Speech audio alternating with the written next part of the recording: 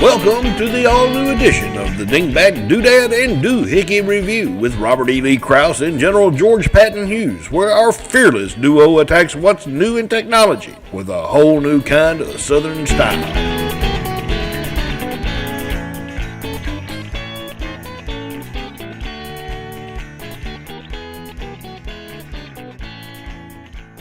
Doodad Show. Doohickey Show. Yeah, Doohickey. There you go. Do it. 2012. 2012. Whole new year. Hell, it was supposed to be last year. This is the last year? Well, no, last year was last year, but this is supposed to be last year. But we're not going to put we're not going to go that. No. Don't put a lot of stock in that. You know, it's been a year. Is it been a year? Show. I think the last show we did was in April or May last year. Oh, so I it's been thought almost a year. It's been a long time. I tell you what, I missed it. And there's been a whole lot of stuff going on. I think that's probably it. It just kind of overwhelmed us. Yeah, the wave came over. You may be right there. We've been fortunate to stay busy this past year. Yeah, in the economy, we've been real busy, and we kind of diversified a little bit. We've talked about it in the past. We got off into doing some security camera systems and doing some other things, so that we've been real fortunate to stay active and stay busy in the business world and not just have to sit at home and watch reruns. so in that regard, we've got a whole bunch of new stuff that we've been working with and playing around with, and trying to figure out how it can work for our clients and for ourselves, for that matter.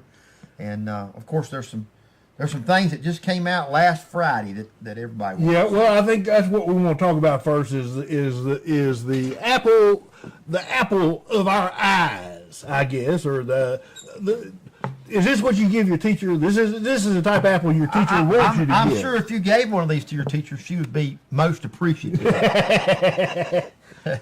But it's the new iPad. They don't call it 3, I don't think. I think they affectionately refer to it as HD. Okay. And the reason they refer to it as HD is this unbelievable retinal display. And what retinal display means is that it's so high resolution your eye can't discern the little dots on it anymore.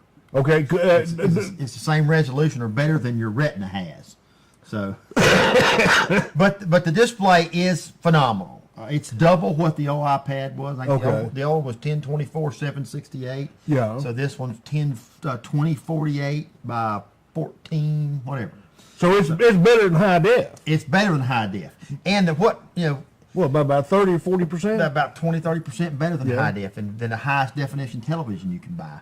What really makes it outstanding is all those pixels packed in this little 9-inch screen. That's what really makes the image phenomenal. When you're looking at photographs or video on here, it's like looking at a glossy magazine print. Okay. So that's it. And print, little tiny print that gets kind of blurry. It's just very crisp and sharp. So that's what's the big new thing. Well, let me ask you this: have you noticed or read anywhere where it says that these type of things, because that's got to take more power, more energy? It does. And obviously it does. I mean, are we taking an 8-hour iPad and made it a 4-hour iPad? No, you still got an 8-hour iPad. What they did is half of this thing is now battery. They've shrunk. Every year they continue to shrink the circuitry and the electronics down smaller and smaller and smaller. So remember, this is really nothing but a big iPhone. Okay. All this really is what it amounts to. So imagine an iPhone, the guts of an iPhone, up here in the top third of this thing, and the rest of it's battery. So you've got a huge battery. The other thing that's new in this version is the 4G LTE connectivity. If you opt to get that either from Verizon or AT&T. Now you can obviously buy the iPads without any cellular connection at all. Just Wi-Fi only. Or you can get the ones. We went with Verizon on this one so that we can use it just anywhere. Yeah, I've got one of the. When I got my first Android droid, I got the unlimited, and of course they let you be grandfathered with the unlimited on the data plans. Nice. I just had to give up one of those on Sprint here shortly. Oh, that because I needed a new phone, and they wouldn't let me keep my old plan with a new phone. So. Oh, really? But now Sprint is still unlimited on my phone. But if I tether my phone to the iPad or to my computer, make it a wireless hotspot, then I'm limited to 5 gigabytes a month. Yeah. So that's still a lot of data. Yeah. And you're doing this with Verizon, and you're on one of those kind of plans with it's them a 5 gigabyte data plan for this device. Yeah. Now the iPad HD or 3 can also be a wireless hotspot. Okay. So that you can lay this thing down, put it in wireless hotspot mode, and 6 or 8 of your buddies can share it. LTE is phenomenal. It's 20 meg down stuff. I mean, it's extremely fast. It's like cable. It's faster than cable in some places. Well, in some places, and sometimes I've noticed just doing testing around, and we've posted on Paulding.com about this, that the LTE 4G sometimes it's great, 25 megabits down and 4, 5, 7 megabits up. But then sometime around 8 o'clock at night, Paulding County being kind of one of them places where everybody leaves in the daytime, and then about 8 o'clock everybody done come home, and everybody got their little 4G devices and whatever, and we're talking DSL. Yeah. 1.5 megabits down and 60, 80, 100 megabits up. Yeah, they saturate the system, and you just and they can't build it. I mean, it's you understand that they cannot build it to give 25 megabits down 24/7. 24/7. No way. They'd have to have a tower in your backyard. But it's great. It is absolutely great for those folks that stay in Paulding County during the day. Well, we're hoping to travel around. We, we work with the business associations, and one of the things that we're using with the business association is a credit card reading machine that actually plugs into the iPad. Yeah, the Square. We talked about that on this show, and I went out and got me one too. Did you? Yes, I did. They're phenomenal. Yes, they are. And we went with the new iPad and the LTE to use that Square device with when we're doing the things for the business associations, and that works out great. That works out fantastic. The other thing that is sort of new, it's a little hotter processor. Well, same processor, a little hotter graphics processor. And it's got a gig of RAM in it instead of 512 megabytes of RAM. Okay. So those are the upgrades to the new iPad. It looks exactly like the old one. You hold them up side by side, and you're not going to be able to tell them apart. Oh, really? Externally, no. They're identical. This one, except that this one looks prettier. This one I think weighs a little more because it's got a bigger battery in it. I suspect so. But this one, the view on the screen is just, I mean, if you lay them side by side and actually look at a photograph, you really can't tell by looking at the icons. I can't. But if you're looking at photographs, then you can tell the difference, the high def, the high when res. you start reading text or looking at browsing the web and seeing text, you don't have to zoom in as much to read. To be able to read the text. So. Yeah. Well, that's great. What? Any comments on? Well, they actually had a story, and then they had to take it back about how Apple over in China with the people that were making these things. Oh yeah. Were not as mean and nasty as they thought it was. Well, I don't think that Apple would abuse their employees openly, for sure. Yeah. But I can't see that they would do that because they would jeopardize their image globally, and I can't see a company that's worth more money than God. Well, I don't know how big his pocketbook is, but I do know that they keep bouncing back and forth between them and Exxon as being the biggest companies on the planet. So, I mean, they're bigger than General Motors. Matter of fact, I think they're bigger than all three automotive, the big three put together. Okay. So they've got, $46 or $48 billion in cash, and I think their stock's up over $500 a share. And I can remember back in the day when it was like 26 cents a share. Yeah, and of course, we all know Steve Jobs has died in the meantime. Right. You seem just as excited about Apple stuff as you were when he was still kicking. Well, I'm not a fanboy. I'm not a big fan of Apple products per se. I don't use. We have a Mac. We have an iMac. It sits in the corner, and we use it for video chat more than anything. But they do have. Right now, they have as far as I'm concerned, they have the tablet market squared. Yeah. They're the leader, and I think the iPad 3 is going to keep them ahead of the game for a while. Nobody's got a display like this. Other people have gotten into the 4G type stuff, but there's not a lot of high resolution screens out there. This is perhaps the best one on the market right now. So I think they're going to hold their market share for at least another year or two. So, Okay. I don't see them being put down. We'll see when Windows 8 comes out on the tablet this fall. And we'll probably need to do another show here in another month or two. Okay. Talk about Windows 8. We have Windows 8 running in our office. We've had it for about a year and a half now. We had the developers preview, and we doing our development work in that.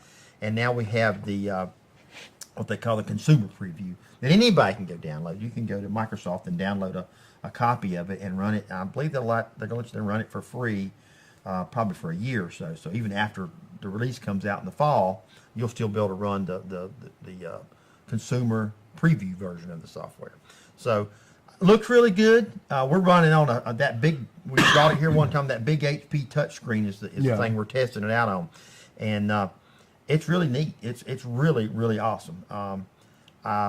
I think the interface for tablets is going to be phenomenal, but even for the desktop, it's going to be refreshing. It's going to be something new and different. Who's making this again? This is Windows 8. The Windows. The next iteration of Windows 8. And I think the release date is scheduled sometime in October. I believe that's when that. So you've been dealing with the betas and playing with those? We were playing with it back when it was the developer version about 6 months ago. Yeah. And now they've released beta. I guess you'd call it beta. They're doing the same thing that they did with Windows 7. They did that with Windows 7. You could download Windows 7 a year before it came out. Right. And it actually ran for about 2 years before it quit running. Right. But we're real pleased with it. We've got our software already ported to it, and everything's working. The Metro interface, which if you're used to seeing Windows phones, the Windows Phone 7, it has the little squares that you can flick through, and the little squares can be live. So if you've got, say, your Twitter account or Facebook, those little squares can roll up, or say a stock ticker can roll up and show you real-time data without having to go into that and open that application up, which is pretty neat. I tell you what, one of the things that is just kind of I'm trying to figure out where I need to be sitting here.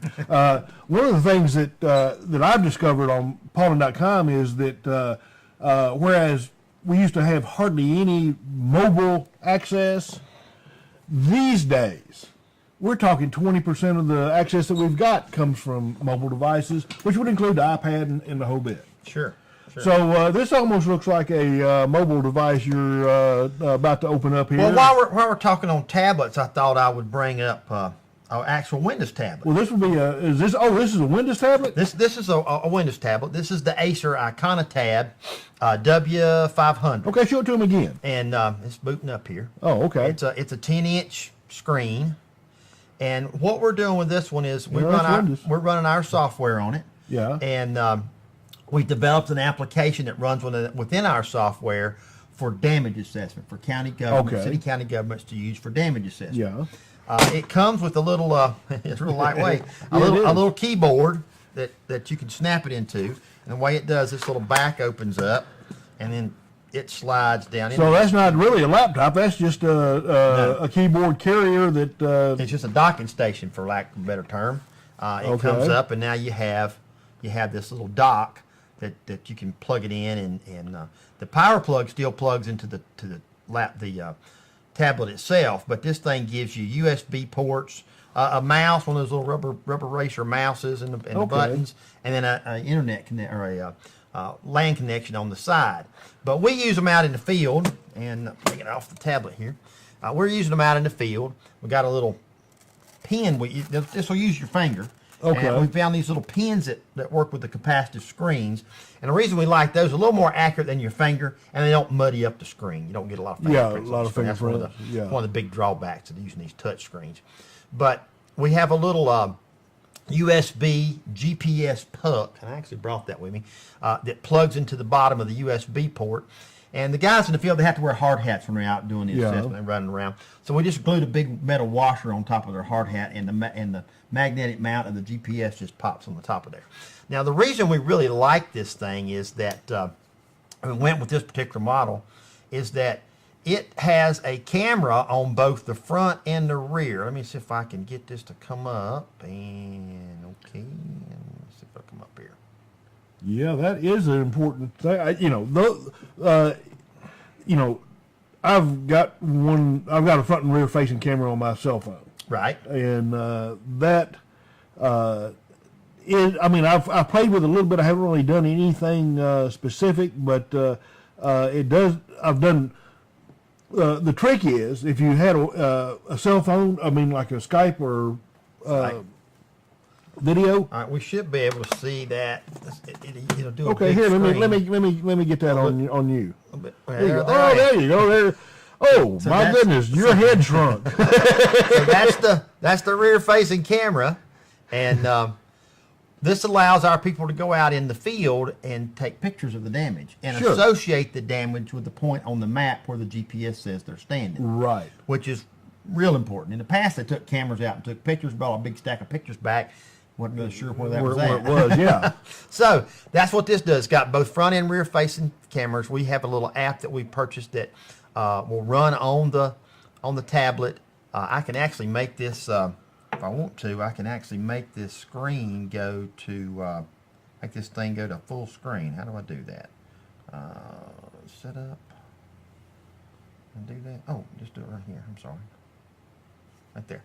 So I can make the viewfinder be the whole screen on the tablet. Okay. So when you're out in the field, Yeah, that's it's really easy to see. that for the sight impaired photographer. That's They have a fantastic camera. Now this little camera is only a 2 megapixel camera, so we're just shooting 1024 768 photographs. Can you put my face on there? We can. Oh, no, I was trying to get my face on your on my body? on your No, I body. don't think I can do that. Like I'm not that good a contortionist. But we can change cameras. We can use the front-facing camera, the rear-facing camera. And we do have Skype on here. Now, this does not have a cellular modem in it. You can get it with a cellular modem, but we didn't put it. It does have Wi-Fi. Okay. So in each truck, in the vehicles, they have either phones that are wireless hotspots or they have the little wireless hotspot. Right. So while they're out in the field driving around doing stuff, they can call back into the office and say, "Hey, look at this mess," and they can put it up on the big projector screen in the EOC and show the. Is law enforcement using any of this type of stuff to your knowledge? I mean, you're doing it for people, fire or rescue, emergency services? Emergency services, emergency management is what we're working with. The law enforcement has the dash cams where they're recording everything. Well, yeah, but they're not necessarily broadcasting it live. They could. I'm sure they could. They're not necessarily broadcasting it live back to any place. But code enforcement? We do code enforcement too with our software. Okay. And we have the same application running on it. Now they're not taking any pictures, but I think primarily because they don't have the hardware to do so. Yeah. If they take pictures, it's just with a camera. And we can attach those pictures back to the account number and that type of thing in our software and database. But that's a little more work than it is just to go hit the button and it takes the picture and it automatically ties it to the data, and you don't have to mess with it. Yeah, and you close it up with it being this flat down like this. Right. It has little magnets. Let me make sure I'm shutting it off. Magnets. It has high-powered magnets on the back side and a clip on the front. So when you line this up, you'll feel it just kind of locking in, and the front lock shut, and that's it. It goes into a nice netbook size computer. It's basically a netbook that the screen comes off. Yeah, that's what it is. So that's cool. That's another form of a tablet that's fairly compact, but it runs Windows. And again, that was since our software has to run on Windows, we needed a device to do that. Yeah, well, what are you going to grab this time now? You were talking about another thing, actually, I thought that was associated with that, but apparently you're doing something else. Oh, damn. Well, this is What is this? This is a laptop. No, it's not. It doesn't have a keyboard. Well, it does have a keyboard. It does have a keyboard. Oh, man, you're going to turn that around the other way. This keyboard, let me start it up. This keyboard, unlike most keyboards, is glass. This is a dual screen laptop. So I could actually have right now I'm using dual screen to do video and all this. This does the same damn thing. Same thing. This is two screens. The bottom screen can be your keyboard, or it can be another screen also. So you can change this either from the keyboard mode or the handwriting recognition mode over to being actually dual screens. Yeah, as far as the keyboard, I mean, I understand. Yeah, they used to, in all the reviews we used to do or read about computers, in the old days when the keyboard was a big deal. Keyboard has touch. This one doesn't have very good touch. This one feels kind of rubbery. How does that feel like? Well, this one feels like typing on glass. There is no tactile feedback at all, except that it does. You can put the keys so they vibrate when you tap them. You get a little bit of vibration in it. The speaker goes. Yeah. Okay. So, one nice thing, we're not going to be able to show this, but once the keyboard goes away, you're doing something on dual screen mode, and the keyboard goes away. And there's different keyboards. I can make a keyboard pop out at the top on the top screen, on this top screen up here. That keyboard comes out, and I can drag it to the bottom screen. But if I'm working on something, and I want the keyboard to come back on the bottom screen, all I have to do is lay my wrist on here, and it recognizes my all finger touch and brings up the keyboard. Well, it gives you a number pad too. Right, gives you an embedded number pad. You can get a number pad, or you can get the handwriting recognition where you can write on it. MIDI keyboard. I mean, does it give you a piano keyboard? Yeah, you can get a piano keyboard. Yeah. There's an app for that. Yeah, well, there's an app for that. Okay. I know. And who makes this? This is also by Acer. It's another Acer Iconia. Okay.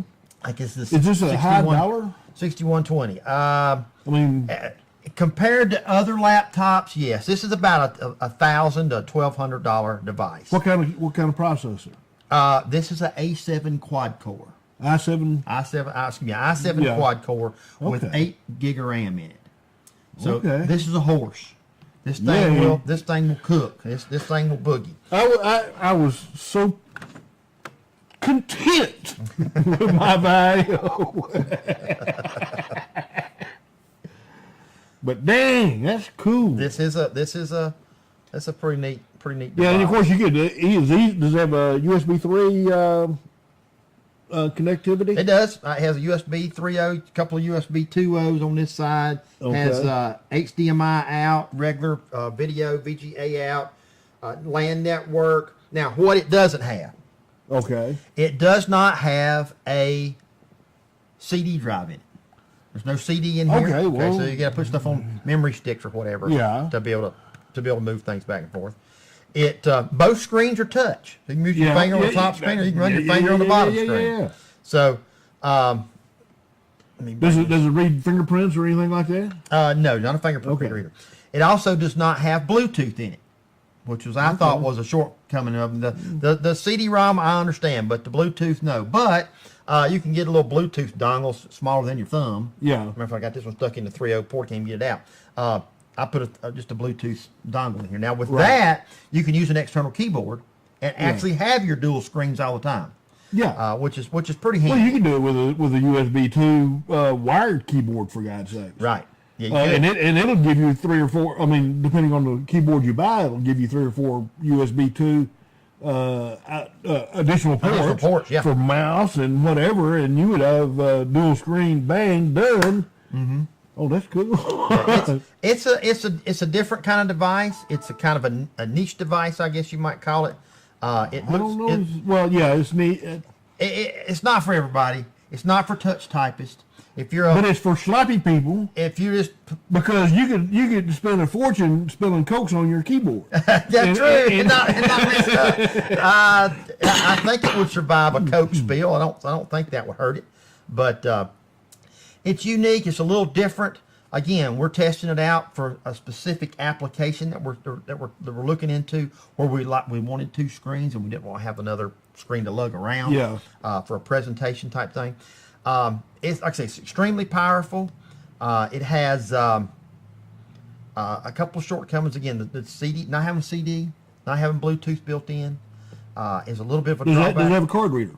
No, it doesn't have. Well, it does. I didn't bring it up here. It does have a card reader that comes with it, but it's USB. Just plug it into the USB port. It's got about an 8-way card reader that you can stick in there. Gotcha. So, again, it's a little on the pricey side for laptops. I mean, you can buy a nice laptop now for $700 or $800. These have come down. When they first came out, they were about 12 or 14. I think they're around 9 now. So Yeah, well, shop around for them. You can, when you're USB 3. 2 years ago, USB 3 with i7, you were over $1,000 to begin with. Oh, yeah.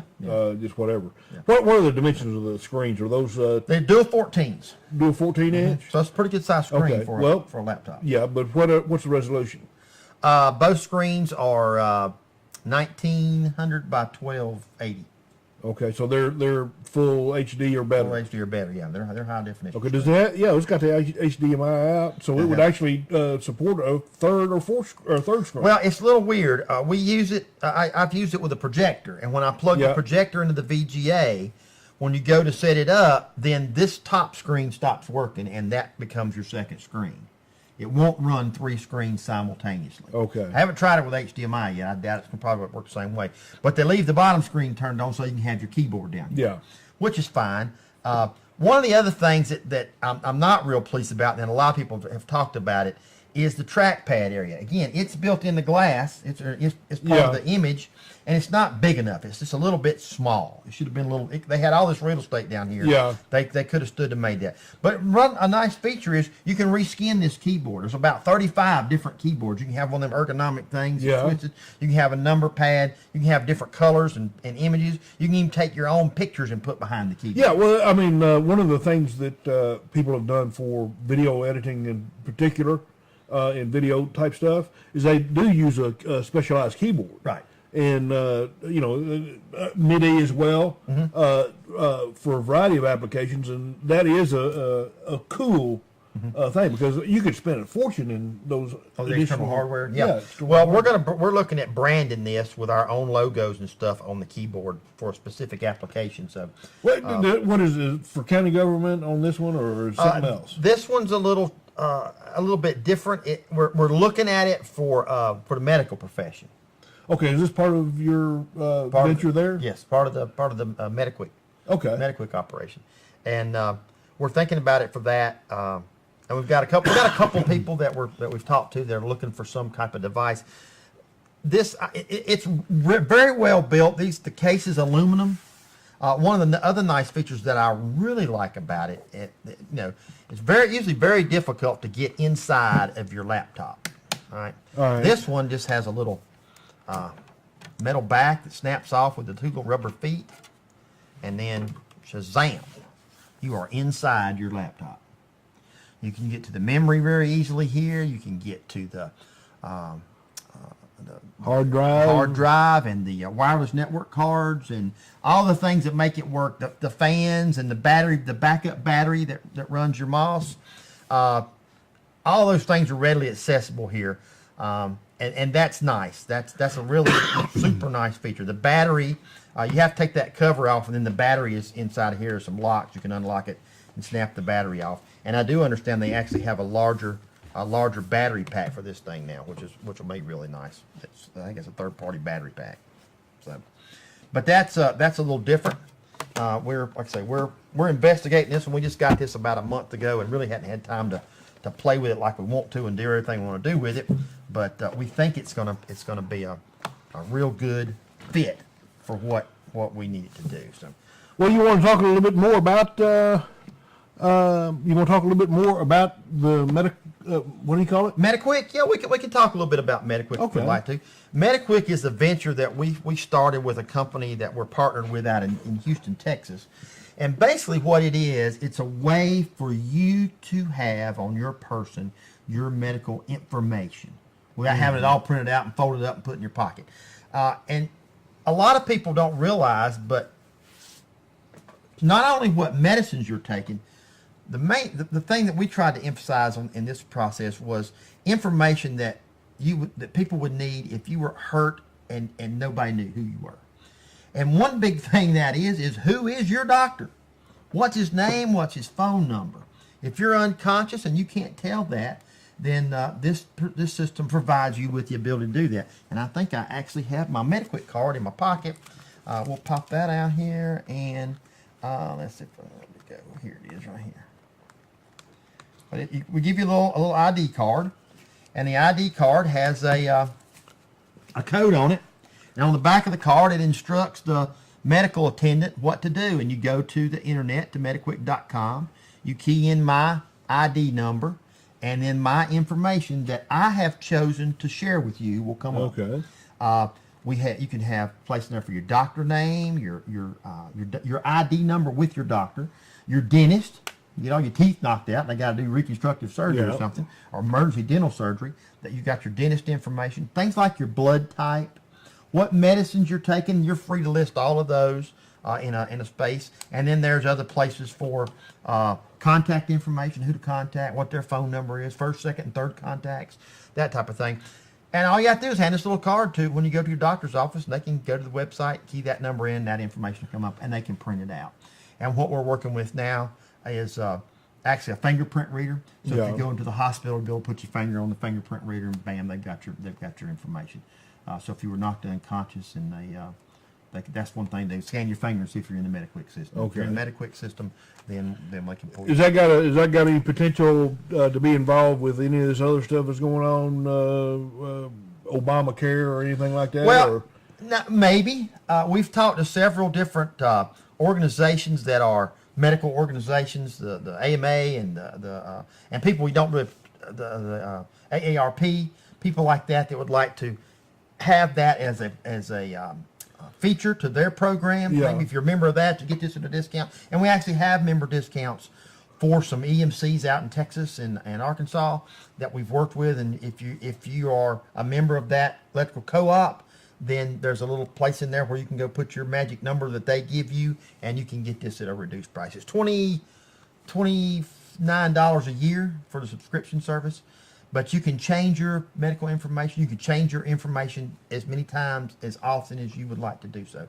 The other nice thing is if someone accesses your information, we send you an email that says, hey, such and such accessed and looked at your information on this date and this time from this location. HIPAA would be involved in this to one way or another. I mean,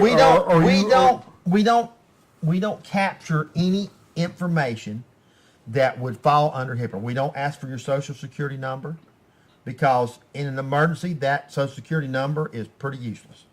But we do have your insurance information, who your insurance provider is and what your insurance account number is.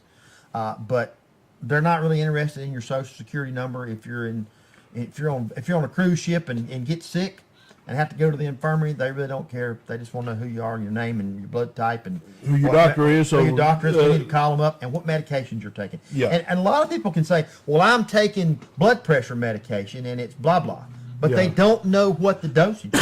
If you don't look at that bottle and you don't have that bottle with you, you can put that dosage in there, and your doctor may change your dosage. You can go back in, log in, change your dosage. Yeah, and with you may change doctors. With modern technology, you'd be able to, if you had X-rays or something like that was important to your treatment, they would be able to send those to you real quick. So basically, this is aimed at providing the resource of information, not necessarily the information itself. No, the resource, the source of the information. Call my doctor. Here's my patient ID code at my doctor's office. You don't have to put any medical information on there if you don't want to. Just your doctor's contact. It's not the library. It's the card catalog. Exactly. It's just the pointer to point you where to go. The other thing we offer as part of that it's kind of unique, are little body tattoos. Let's say you're going to go to Aruba for a week. Okay. And you're going to be out there in your flip-flops and your bathing suit, and you're probably not going to have your wallet with you. You don't need it. You're not going to take it. You may take a few dollars rolled up in your pocket, and that's it. And something happens to you. Well, these little body decals, they're like those little press-on decals. You can put them on somewhere on your arm or shoulder or your back. And basically it has that same information. It has your code on it. Yeah. So if something was to happen to you and they roll you over and see your tattoo on your shoulder, says, call here, enter this number. Then you're... Just on those, they wash off, but Over time, it takes about 4 or 5 days of taking a good bath and rubbing it to get it off. Or you can take it off with alcohol or baby lotion. okay. But if you were in the ocean, it would last. Oh yeah, it'll last in the ocean. Unless you scrub it off, it don't just rinse off. Yeah. You've got to soap it up and Okay. rub it pretty hard to get it off. Okay. It'll eventually, if you went in the ocean every day for a week, yeah, it would fade away. Yeah. But But it would give you a sheet of 10 of them. Once it wears off, just stick a new one on there. So.